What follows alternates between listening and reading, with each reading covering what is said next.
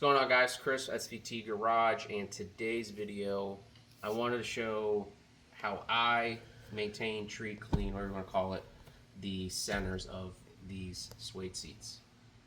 For a long time I was on the more of the nervous end on touching this stuff because you really can't get it too wet. It's really not easy to clean in a sense, as at least I thought it was that way. And to me, it's kind of a fragile material. So, getting into it, before we start going over the products I use, I think just a quick backstory on what this material actually is. And they say this is suede from the factory, but I believe it's more of a micro suede, which is more of a synthetic blend of that material. And the reason why I think that is because A, cost, and B, the synthetic side of this is a little more durable than 100% of the actual suede. Also, when you're talking about suede and Alcantara, it's the same thing. The Alcantaras are a name brand of this material, like talking about Kleenex or tissues. It's the same thing. A tissue is a tissue, a Kleenex is a brand of that product. So when you hear people say they have Alcantara, it's just that brand of suede. So getting into it, what this is this is a leather. If you're were to take, obviously, like the normal traditional leathers, which you see in the car, inside cars and the interior, wallets, belts, shoes, purses, whatever, that's typically what you see leather products made out of. This is the underside. Suede would be the underside of that leather. So this is the softer, hairy fiber of that material. But again, a lot more fragile than your traditional leathers. So that's why that, in a sense, costs more.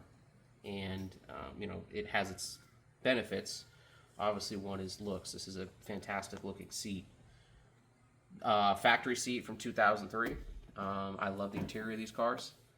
I think they look great. The seat's very functional, with the bolsters being completely adjustable, top and bottom, having the lumbar in the back.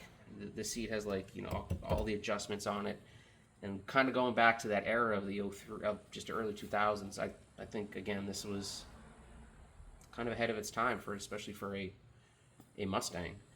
But moving forward, for years I was just always kind of nervous touching this stuff because I didn't know really how to clean it or maintain it.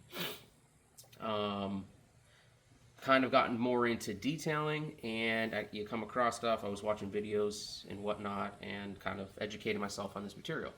So what I do, and what if you're going to own even suede wrapped wheels, your door cards, whatever, a leather brush for that is probably the number one thing you want to have, because the best way to maintain it is after you use it, sit on it, drive it, handle it, whatever, just take the brush and just brush it out. Now what that's going to do is kind of just get off any of the materials or dirt, grime, whatever you have going throughout the day, just to get it off the material itself, and it will help maintain that fresh look.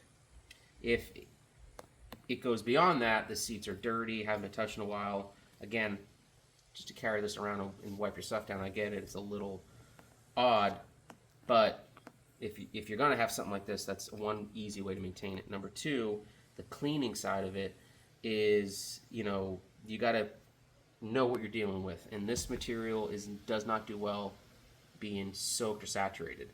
You break down the fibers, it doesn't, you kind of lose the look of it, and you can just damage that material. So cleaning it with whatever you're going to do, just don't saturate it. Number two is heat. You don't want to apply really much heat to it. I've seen people use like steamers. Definitely don't do it direct. You can use it on here, but the problem is once this material shrinks and kind of loses its original form, it doesn't come back out. It's not like a rubber band. It's not going to go back to its original shape. It's going to stay in a sense of what it kind of reduced itself to. So careful with heat. From a distance, maybe 8-10 inches, that's probably okay. But put direct steam or something on this, I just be careful doing that. So the product I use that I like is it's Dr. Beasley's Micro Suede Cleanser. You can find this on Amazon. Same thing with the brush.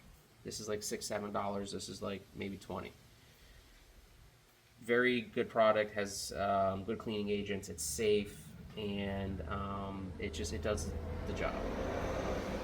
So when you're using this, again, do not oversaturate the material. We'll kind of go over that. I like to do just a kind of like a crosshatch spray, a couple on there, 2-3 tops, and just work that into the material. Now, the other couple things you're going to want when you are cleaning, say your seats like this, or a wheel, or your door cards, is the brush, the spray, and a clean microfiber. You're not really scrubbing this, you're kind of just agitating it a little more and pulling off, realistically, whatever this had loosened up, right? And again, I could drive this right now. It's really not wet at all. And that's kind of how you want to keep that. And if you have to, do this seat, hit it one time, do the passenger seat, move to the back, and just kind of rotate like that. If the seats are soiled or need heavy cleaning, you can't do it all at one time. This is the unfortunate part about this. This is a process you don't want to rush. The other thing you can do is, once you get this done and that done, is vacuum. Vacuum works very well with the suede. And what I like to do, so I don't damage or kind of hurt this material, is every time I buy a new attachment, I'll take 1,000 grit sandpaper, sand these edges down so that it is smooth. Because obviously when they just kind of form these, they just cut them and go, ship them out, and these can be pretty jagged. So to kind of protect the seats, the plastics, or whatever, you don't scratch anything. Again, just take a quick some sandpaper, and then you're kind of safe to vacuum the seat. Put the lines in it. I like to get a little crazy and put the lines in and give it that look. But again, that's just going to help take off anything that maybe the brush, the microfiber had agitated, had lifted. The vacuum is a nice addition to come in and just clean that up. So for the most part, that's the best way to clean these if you are not completely trashed, the seat's not crazy soiled or dirty. And if it is, again, that's going to be a process where it's going to take multiple applications of something like this, and don't rush it. One other thing I do every now and again is I'll take a single blade razor. Sometimes the seats will get a little bit of a rough spot where the kind of material is just, it looks like it's lifting or coming off. You can take a razor very gently, just go over the suede, and it just trims off any of those little burrs that may be on there. Again, use a single. Don't go crazy. Don't use any of those Mach 9 razors with 100 blades on it. You don't want to hurt this material. Just a single blade, quick and easy, and you can knock off any of those spots that are lifting on here.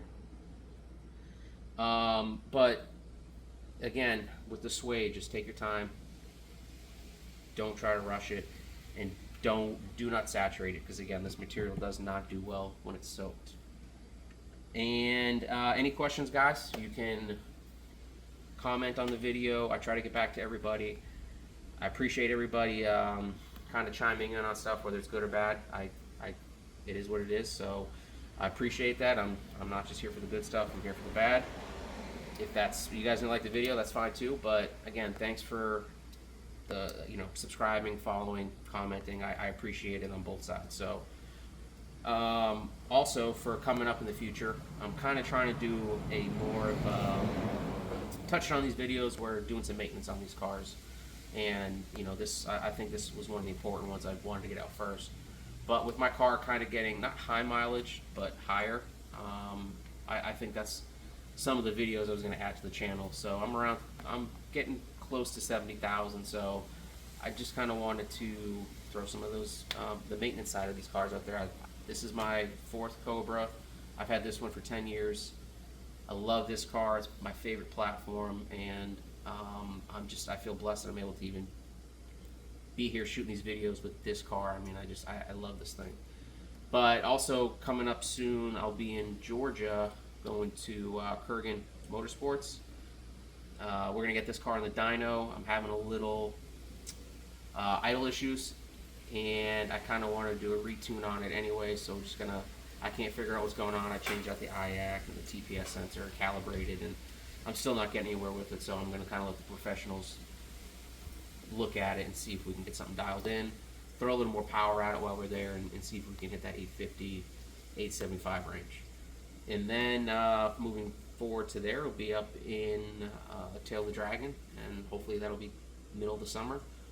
Get this car on the road and enjoy some driving, and I think that's the other angle I want to take with the car too, rather than just sit in the garage, is actually get it out and enjoy it, and do some more stuff with my friends. So kind of shifting in that area with this in the car and what I'm trying to do with this thing.